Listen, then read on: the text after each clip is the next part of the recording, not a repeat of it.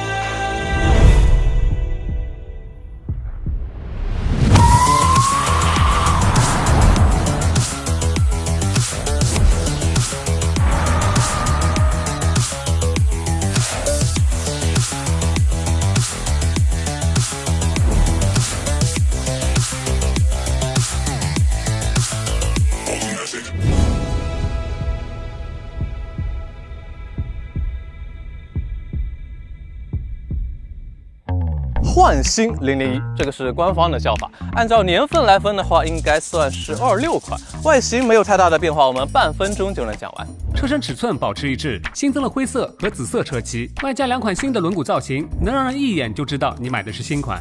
前后保险杠造型和雾灯位置进行微调，还可以选装 F2 同款的碳纤维后视镜和尾翼。好，说完了。怎么感觉001这么多年没什么变化呢？一个设计如果没有什么大问题，就不要随便动的，就像911大剧一样。那设计师也太轻松了吧？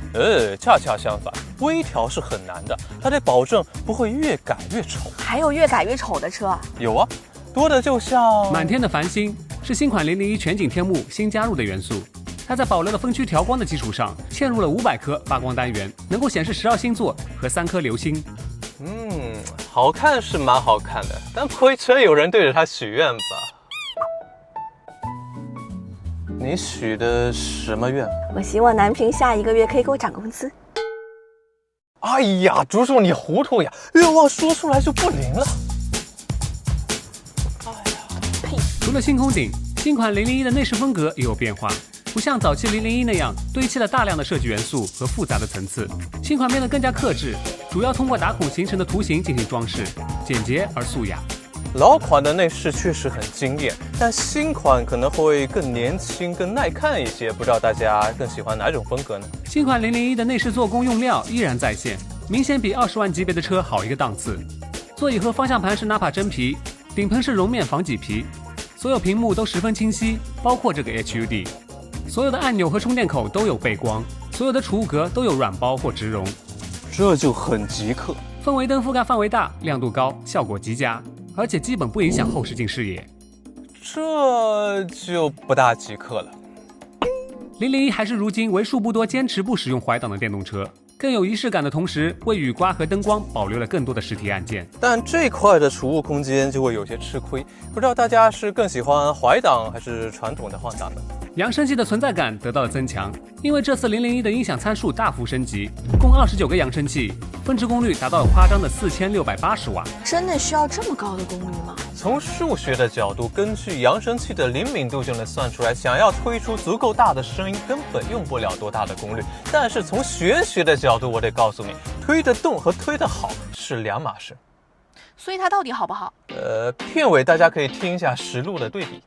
新款001的座椅配置依然很顶，全系标配4座加热通风按摩，通风效果拔群，前排按摩功能也大幅升级，20个点位分布于靠背和坐垫上，除了揉捏还可以敲击，和同级别其他的座椅已经不在一个次元。另外，右后座椅增加了腿托，可联动副驾一键变形。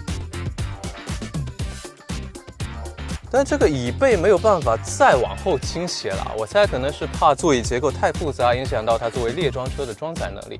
我个人感觉如果副驾有个零重力的话，可能会更实用。说到装载能力，是001的传统优势，也是许多人选择它的重要原因。超大的开口，740升的超大容积，据说可以装下13个行李箱，放到后排可以进一步拓展至2144升，可以轻松塞进一辆山地车，还可以作为主的改善型住房。别的不说啊，我对后备箱还是有点经验的，这个确实大。OK， 静态的部分就介绍到这里。这车其实最大的变化在驾驶感受，但是在那之前，我们先来看一看很影响驾驶感受的轮胎。这次001起步就是21英寸255宽度的 SC7， 还可以选装到22英寸265宽度的 P0， 而且都是极氪的定制版本，打着 ZK 的标。不得不说啊，极氪一直都很舍得用好轮胎。但都到这个级别了，别家的也不差吧？顶配确实是不差，但低配就有点难评了。俗话说得好，顶配看实力，低配看……新款001的性能再次得到了升级，925马力，913牛米。实测40%的电量也能跑出官方标称的成绩，6%的电量还能跑出4.6秒，日常基本感觉不到动力衰减。至于动力响应，不同模式的设定很合理，舒适模式就很柔和渐进，运动模式初露端倪，至于运动家就很猛了。只不过相比于 Model 3P 和 Taycan 那种一脚下去能直接把人撞飞的感觉，它还是稍微加了点柔和过渡。新款001拥有丰富的驾驶模式选项，个性化里就有320种组合，赛道模式更是有100万种，还可以切换全时和适时四驱，选择不同模式是否限功率。对于一般的车来说，这驾驶模式已经够多了，但面对16亿种，只能说它还得练。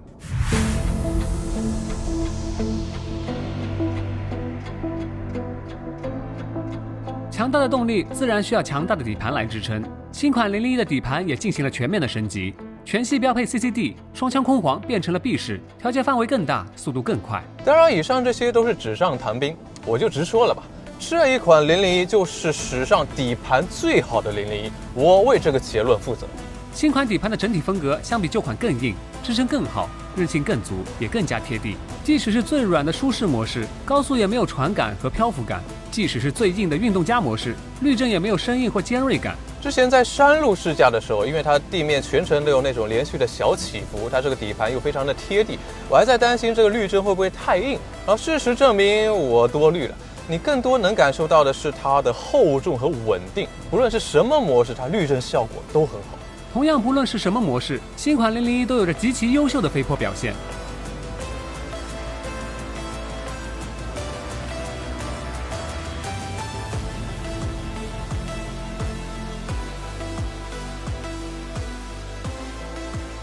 如果和24款相比，它的前后一致性明显更好，收敛也更快，更加的云淡风轻。你能感觉到它不同模式之间软硬的变化，但不论是什么模式，都可以胜任所有的路况，不存在明显的短板。可以说，新款001的底盘是我试过的30万级别里面最均衡的，在我们的主观底盘坐标系里面树立了新的标杆。我是真的挑不出什么毛病啊！它要滤震有滤震，要支撑有支撑，前后一致性好，左右独立性好，要飞坡能飞坡，要越野，它甚至还能越野。新款001的空气悬架拥有85毫米的调节行程，封闭式结构带来了更强的连续工作能力，同时不受海拔影响。最高离地间隙可达206毫米，普通 SUV 能走的路，它基本也能走，甚至可以应对轻度越野。它是我试过的为数不多举升比下降还要快的空悬，而且它不像某些空悬啊，连续举几次以后它就变慢了。新款001还拥有自主电车中难得的正常的转向手感，阻尼顺滑，中心区清晰，过弯有反馈，归中性好，高速不用频繁微调，还带可变转向比，方向盘圈数不多，赛道模式会变得更少。看到这，如果你已经心潮澎湃，感觉这款001变成了 Model 3P 那样的操控利器，那我要给你稍微泼点凉水。第一，它的这个转向在日常驾驶或者跑山那种节奏下还是蛮跟手的，但是如果你操作的频率再快一点，还是能感觉到它车身的分量，响应不是那么的灵活。第二，它的刹车虽然有3种模式可调，但是整体还是偏向舒适的风格，日常驾驶非常的平顺，但是激烈驾驶还是会感觉它的行程偏长了一些。这些其实不算缺点，算是这辆车的特性和定位。它终究是一辆偏向豪华稳重的家用车，就像 A6 Allroad 一样。虽然它的底盘更强，性能更是超越了 RS6，但是操控特性和那些纯粹的性能跑车还是不一样的。除了驾驶感受，新款001充电和耗电的效率也有了明显的提升。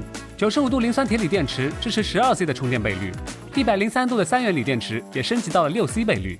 12C 超充的视频网上已经有很多了，我也就懒得再去杭州找 V4 兆瓦级充了。那咱们这次就在相对比较好找的600千瓦超充上看看它的表现怎么样。不知道什么原因，这次没能触发华为超充桩的600安的最大电流，但它依然表现出强大的持久性，电量6%到80%的功率都维持在300千瓦以上。其中峰值的400千瓦出现在62%，在电流受限的情况下，900伏平台有效地提升了充电效率，从20%到80%仅耗时10分钟，依然是第一梯队水平。至于电耗和隔音，在聊它之前，我们先明确2个前提：第一，这辆车是选装了一个大尾翼的，肯定会增加风噪和风阻；第二，这个马牌 SC7 的轮胎虽然经过了定制，性能没有那么的夸张，但是也绝对不算静音节能胎，从它240的磨耗指数也能看得出来。那么在此基础上，我们看看它的实际表现如何。小奥日常通勤工况，100公里电耗15度左右；纯高速工况，100公里电耗19度左右。4窗升级为双层隔音玻璃，实测60巡航54.2分贝，80巡航58分贝。虽然顶着这些 debuff， 但是它的电耗和隔音比起旧款还是有一个明显的提升。对于这个造型、这个体量、这个性能的车来说，我觉得表现还是不错的。至于智驾，用了最新的索尔优的方案，我们之前有体验过，近期没有太大的变化，大家可以去翻一下往期的视频。那我们节约时间，直接进入问答环节。感谢大家看到这里，如果喜欢这期视频，不要忘了点赞、投币，顺便再点个关注，你们的鼓励就是我们创作的动力。30万级别的电车001一直是一个绕不开的选择，你可能说不上来它有哪方面特别的遥遥领先，但就是特别的全面，实用性、功能性、操控性，甚至通过性都有。而且每当你以为它已经很全面了，它还能再来一次全面升级。当然，要是每次升级都能像这次一样做好交接过渡就更好了。那么接下来按照惯例，看看大家又提了什么奇怪的问题。电耗优化了吗？电耗可能是大家最关心的问题啊。我们试了一下，确实比之前有提升，只要稍微克制一点就可以跑到100公里15度左右，高速19度左右，不像之前怎么都降不下来。而且我们这辆车还是带尾翼的风阻加强版本，但这里面最大的难点就是900多的马力，实在很难去克制。刹车有改善吗？我个人感觉24款之后刹车就进行了优化，前段会更加的灵敏，日常使用没有什么问题，很跟脚，但是激烈驾驶的话还是会感觉后段有些信心不足。我观察了一下，它的 CRBS 工作逻辑是这样的，如果你慢慢的往下踩，那么它的能量回收也会慢慢的增加到100多千瓦，但如果你踩的比较猛，一上来就超过了 0.4G， 那之后它的能量回收就不会随刹车力度变化，变成了特斯拉一样的逻辑。可能是这种不一样的设定导致它在不同工况下的脚感有点不一样。另外呢，我建议如果你真的打算开它去下赛道的话毕竟它提供了一个赛道模式，那最好选装那套更好的轮胎和刹车。底盘相比较旧款有什么变化？我们按照时间线来，最初一代001的底盘可以感觉到是偏重运动和操控取向的，但是可能当时对于空悬和 CCD 的调教还不是很成熟，在某些工况下表现不是很好，所以我们当时会感觉它的非空悬版本会更加的均衡。然后到了2425款换成了双腔空悬以后，表现有个明显的提升，但是主要是在舒适层面，操控方面就有所取舍。而最新的这一款明显能感觉到底盘比2425款更硬，支撑更好，同时还兼顾了滤震的舒适性。低速你还能感觉到它底盘的硬度，但上了高速之后就只剩下沉稳和厚重。56E 的底盘在它面前都显得有些单薄，可以说它属于那种高速巡航车、高性能 GT， 而不是像 Model 3P 那种极致灵活操控的车。非空悬版本的底盘怎么样呢？还没试过，但这次001全系标配 CCD 可调减震，按照我们之前试驾007 GT 的经验，应该表现也不错。隔音有没有改进？有，数值上降低了1点几个分贝，主要是风噪，可能是双层隔音玻璃的功劳，但胎噪还是不可避免。极客当然知道换一个静音节能胎可以把胎噪压下来，但他们还是选择了保证性能。尾翼和新空顶有没有必要选？14000块钱这么大一个纯碳纤维的尾翼，算是正常的市场价格。选了以后，你可以获得001 FR 同款的造型和同款后视镜视野。这个就看个人喜好了。至于新空顶和分区变色天幕是绑定的，不选的话就是一个普通的双层镀银的隔热天幕。选装这个东西有几个好处啊，第一是好看，可以提供情绪价值；第二，你可以在自拍的时候假装自己在坐劳斯莱斯的劳；第三，你肯定不舍得再买一个遮阳帘把这个东西给盖上，所以说可以变相的帮你省几百块钱。有机械外把手吗？有。把这个电动门把手往外抠，可以抠出来一个机械拉手，但我还是希望能做得更直观一点。电门跟脚吗？自从001有了运动加模式以后，就跟脚多了，大脚电门很爽。但是它和苏7 Ultra 有个类似的问题，就是电门还是不够的细腻，在小角度微调的时候不是那么的跟脚，和Taycan这种水平还有差距。说到这儿，再给大家分享几个没用的小知识。在运动加模式下，直接踩连摆成绩和弹射模式没有什么区别。至于赛道模式就不大适合测连摆了，因为它的电控系统放得比较开，一脚下去能直接拉烟。离地间隙怎么样？不带空悬的话，离地间隙是170毫米，而一般的纯电轿车在140到150毫米之间。带空悬的话，就可以在121到206毫米之间调节，可以兼顾一个比较美观的低趴姿态以及通过性。我个人认为带空悬的001才是它的完整版，如果预算允许的话，可以考虑一下。音响怎么样呢？